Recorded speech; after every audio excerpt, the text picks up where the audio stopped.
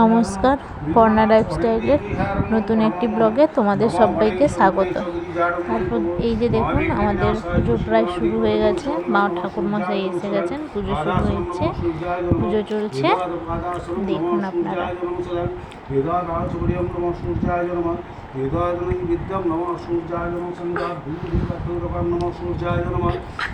ঠাকুরমশাই পুজো করছে।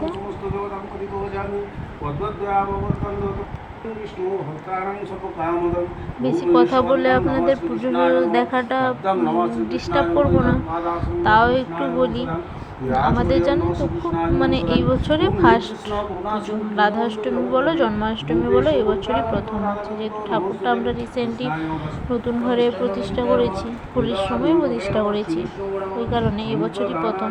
তাই প্রথম বছর তো খুব একটা বেশি জোগাড় যন্ত্র করে উঠতে পারিনি। দেখি পরের দিকে যদি ঠাকুর দয়া করে তাহলে নিশ্চয়ই সব কিছুই হবে। এখানে দেখুন, ওই ভোগ দাখিল না কি বলে না, ওটা হচ্ছে মামা ঠাকুরমশাই পুজো করছেন। এরপর পুষ্পাঞ্জলি হবে। দেখুন আপনারা, আবার জল উঠছে।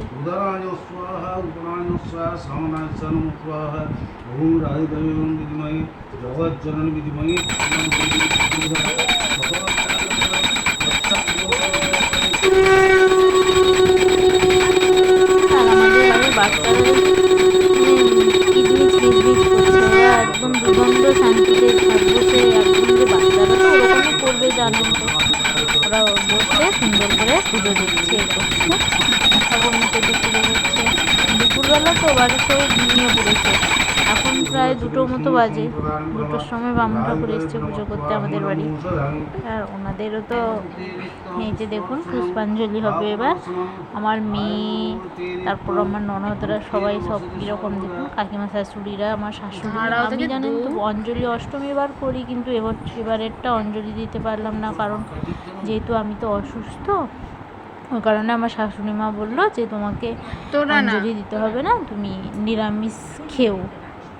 নিরামিষ খেয়েই থাকো। এবার ঠাকুরমশাই বললো যে ঠিক আছে, তুমি নিরামিষ খেয়েও ভোগ রান্না করতে পারো, তুমি ভোগ রান্না করো। ওই কারণে আমি ভোগগুলো রান্না করেছি, ঠাকুরমশাইয়ের পারমিশন নিয়েই করেছি।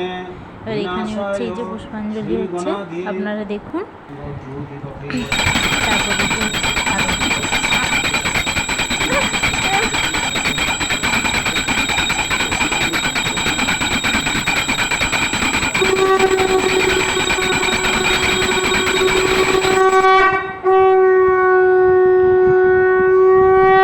কেমন লাগলো আমাদের বাড়ির পুজো অবশ্যই কিন্তু কমেন্টে জানাবেন বন্ধুরা। আজকের মতো টাটা।